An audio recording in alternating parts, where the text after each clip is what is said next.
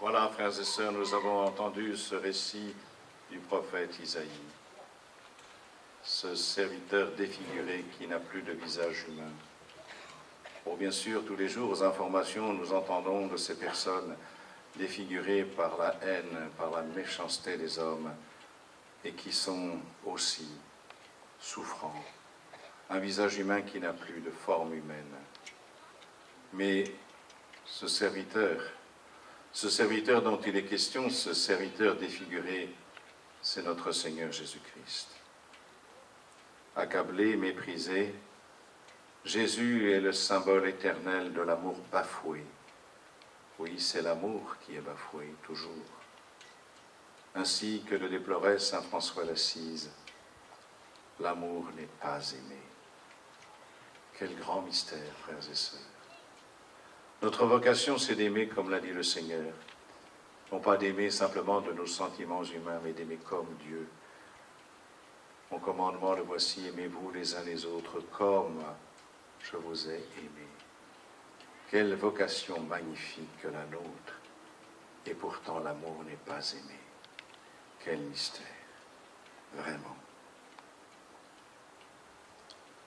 Mais en regardant le Christ, même dans sa passion, ce que notre cœur contemple d'abord, ce n'est pas la méchanceté des hommes, c'est l'amour inconditionnel de Dieu qui se révèle à nous. Oui, bien sûr, chaque jour, la méchanceté des hommes nous impressionne. Elle se manifeste encore et toujours. Mais ce qui est plus important, ce qui est plus impressionnant, c'est cet amour de Dieu plus grand que le mal. Et la résurrection du Christ en est la manifestation. Vous voyez, ce qui est important, comme le disait Blaise Pascal, c'est que nous comprenions qu'une goutte de sang du Christ, une goutte du sang du Fils de Dieu a été versée pour moi, pour toi, pour chacun d'entre nous. Si nous prenons conscience de cela, alors nous comprendrons ce que dit aussi saint Augustin. Une seule larme sur ton visage, en regardant cette goutte de sang du Seigneur, a plus de prix qu'un pèlerinage à Jérusalem. Quelquefois, nous nous forçons à faire des choses ascétiques, mais qui nous glorifient à nos propres yeux. Non, une seule larme sur ta joue a plus de prix que n'importe quoi. Ton cœur s'est laissé toucher par l'amour. Rappelons-nous de cela, sommes-nous capables de pleurer devant ce crucifix qu'ont sculpté ces prêtres, eux qui étaient sous la torture. Ces prêtres dont nous célébrons la mémoire ont été, par leur ordination, configurés au Christ, bon pasteur qui donne sa vie pour ses brebis, ainsi que le sont tous les prêtres. Peut-être ne sommes-nous pas à la hauteur de cette mission qui nous est donnée. Certains d'entre vous trouvent que nous ne sommes pas assez bons, peut-être. Pourtant, nous avons été configurés au Christ bon pasteur. Et ce n'est pas un vain mot, vous savez. Cela veut dire que cela peut nous entraîner jusqu'au martyre, comme nous le voyons aujourd'hui pour ces prêtres. Le mercenaire, lui, il accomplit sa tâche pour de l'argent. Ainsi, il n'est pas fidèle à sa mission, mais il est fidèle à l'argent de sa mission. Alors pour nous, prêtres de France, nous ne risquons pas d'être submergés par l'argent, vu la paye que vous et moi recevons. Ça nous rassure quand même un peu. Enfin, ça devrait vous rassurer aussi, mes frères. Non, nous ne sommes pas là pour de l'argent. La plupart des prêtres qui sont là auraient pu avoir une carrière bien plus brillante dans le monde. Mais ils ont donné leur vie pour le Seigneur. Ou peut-être moins de manière spectaculaire que ceux qui ont donné leur vie sur le ponton, mais qui sait. Le martyr de chaque jour est aussi un vrai martyr.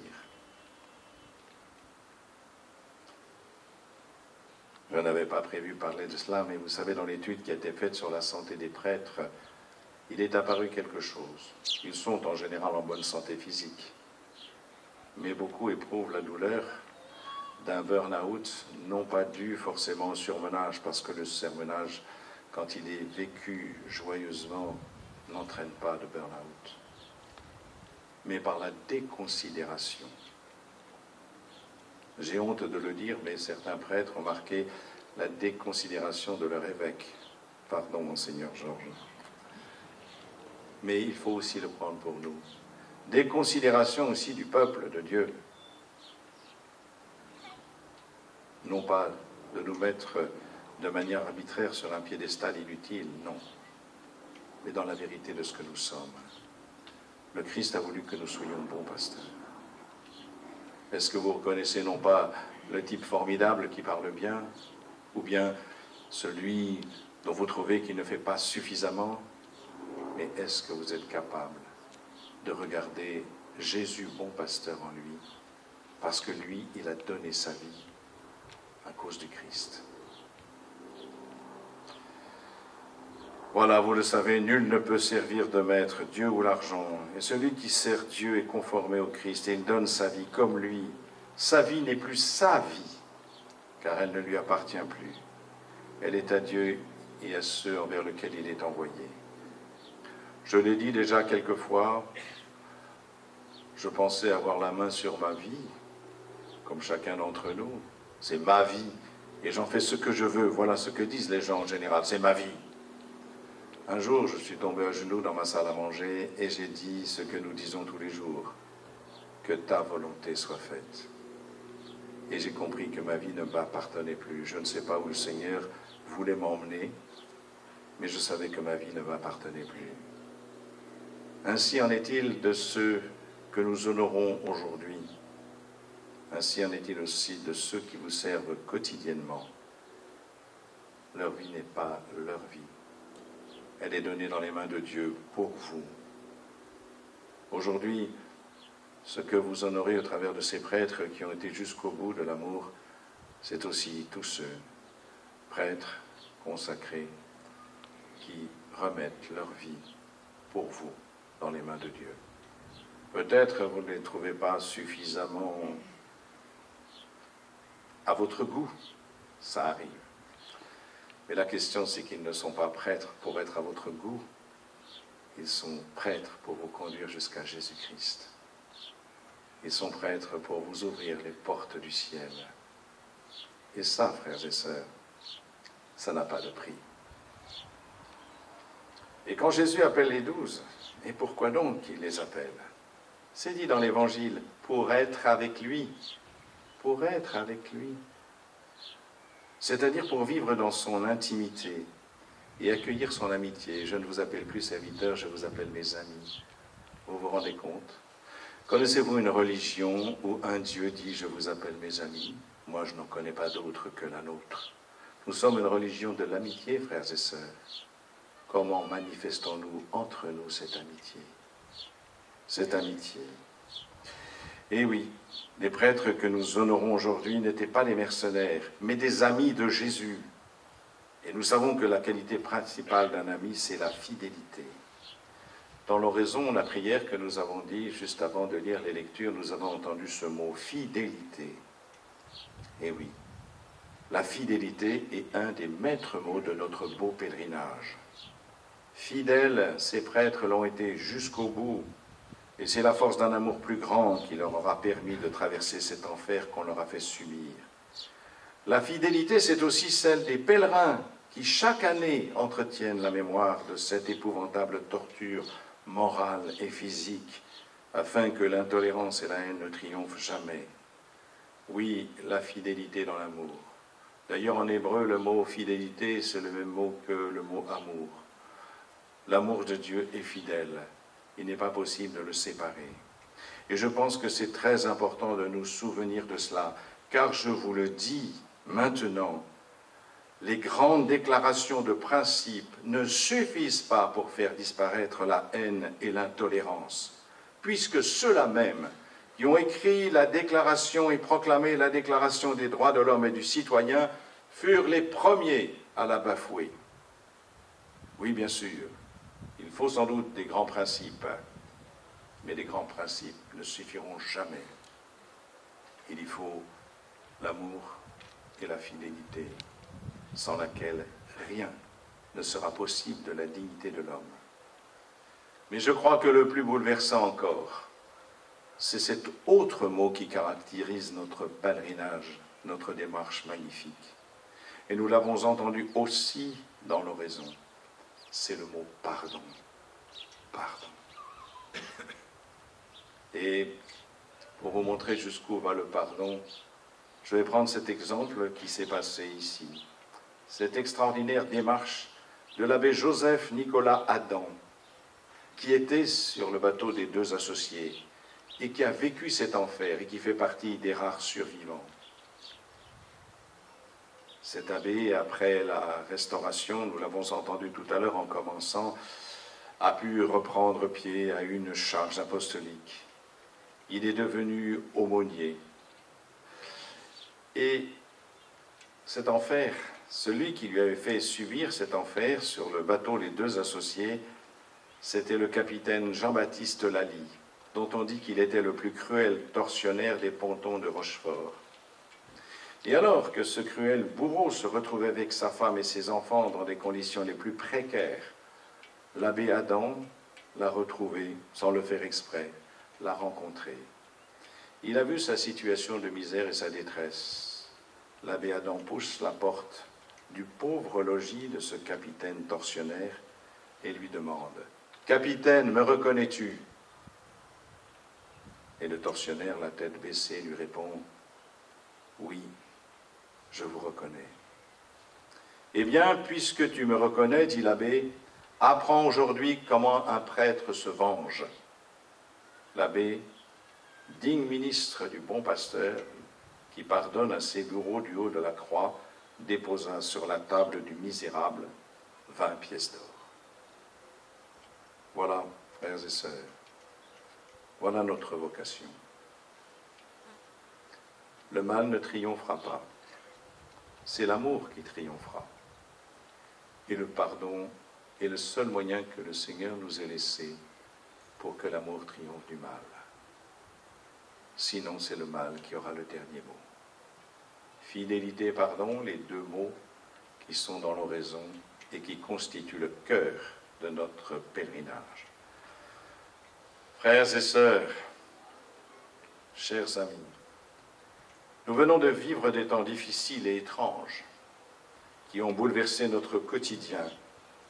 Depuis, pour nous plus spécialement, l'incendie de Notre-Dame, mais jusqu'à l'épidémie généralisée qui nous a tenus enfermés, même si ce n'était pas sur des pontons infects. Mais nous avons à réfléchir maintenant à la manière dont nous devons être chrétiens. Je crois qu'il nous faut retrouver la fidélité au Seigneur Jésus-Christ et à son Église, si souvent désertée par des catholiques devenus indifférents. La fidélité. Voilà un Dieu qui vous appelle mes amis et à qui nous ne répondons plus. Voilà un Dieu qui nous dit « Ma chair est la vraie nourriture, celui qui mange ma chair a la vie éternelle ». Et nous ne venons plus à sa rencontre, lui qui a été jusqu'au bout de l'amour. Mais qui sommes-nous, frères et sœurs? Oui, nous devons retrouver, comme ces prêtres, la fidélité qu'ils ont vécue, eux, jusqu'au bout. Alors qu'ils étaient interdits de célébrer, ils l'ont fait en secret au risque de leur vie. Nous, nous ne risquons rien quand nous venons à la messe. Il suffit simplement d'aimer davantage, essayer d'être davantage fidèles. Il nous faudra aussi reconstruire, frères et sœurs, la fraternité mise à mal par des gestes que l'on dit barrières. Vous imaginez qu'entre nous, il y a des gestes barrières. Un des grands soucis de nos édiles, quand je les rencontre, c'est de savoir comment on va reconstruire la fraternité. Nous avons établi entre nous une distanciation, sans doute nécessaire, et une incitation à nous protéger les uns des autres. Comment allons-nous retrouver la fraternité? Cette fraternité, bien sûr, pour nous, normalement, elle est constitutive de ce que nous sommes. Nous sommes frères et sœurs par le baptême puisque nous avons un même Père. Mais c'est vrai que dans une fraternité, frères et sœurs, on ne se choisit pas. Ici, il y a des frères et des sœurs qui ne se sont pas choisis. La seule chose que vous pouvez choisir, c'est d'aimer vos frères et sœurs. On ne choisit pas ses frères, on ne choisit pas ses sœurs. On peut choisir de les aimer. Dans l'Église, il y a trop de divisions. Au lieu de nous regarder dans nos différences, regardons ce qui nous unit. Ce qui nous unit, c'est Jésus-Christ, par lequel nous sommes devenus enfants de Dieu, fils et filles de Dieu. Ne regardons plus nos divisions, la couleur des burettes ou la manière de s'habiller. Arrêtez, regardez le Christ. Par pitié, regardez le Christ. Et arrêtez de vous regarder avec mépris, indifférence, voire même quelquefois haine. C'est ici, dans l'Église, que nous devons d'abord reconstruire la fraternité. Cette fraternité qui s'ouvrira à l'amitié universelle, si vraiment nous vivons en frères et sœurs. Si nous avons décidé aujourd'hui de nous aimer comme frères et sœurs. Non pas parce que nous sommes sympathiques. Si vous aimez ceux qui vous aiment, dit le Seigneur, qu'est-ce que vous faites d'extraordinaire? Non. Il s'agit de choisir et de décider d'aimer comme le Christ nous le demande. Vous avez peut-être remarqué cette chose incongrue, c'est que le commandement de Jésus, c'est de nous aimer. Mais moi, il me semblait qu'aimer, c'était un sentiment naturel. Eh bien non, c'est un commandement. Mais oui, parce que les sentiments naturels nous poussent vers les gens qui nous ressemblent, alors que le Seigneur nous demande d'aimer nos ennemis. Autrement dit, aimer, c'est un don de Dieu. Aimer vraiment, c'est un don de Dieu. Aller jusqu'au bout de l'amour, c'est un don de Dieu. Ne pas mesurer l'amour, c'est un don de Dieu. Alors accueillons ce don qui nous est donné à chaque Eucharistie et lorsque nous recevons aussi l'Esprit Saint. Voilà, frères et sœurs, la fraternité ne pourra exister véritablement que par une réconciliation fondée sur le pardon qu'ont pu vivre ces prêtres admirables et qu'ils nous enseignent aujourd'hui. Bien des périodes de notre histoire ont suscité des fractures dans le peuple de France.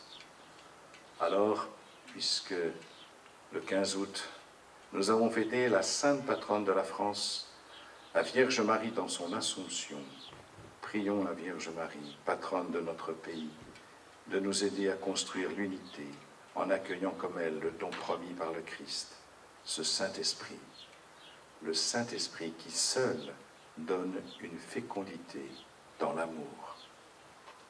Amen.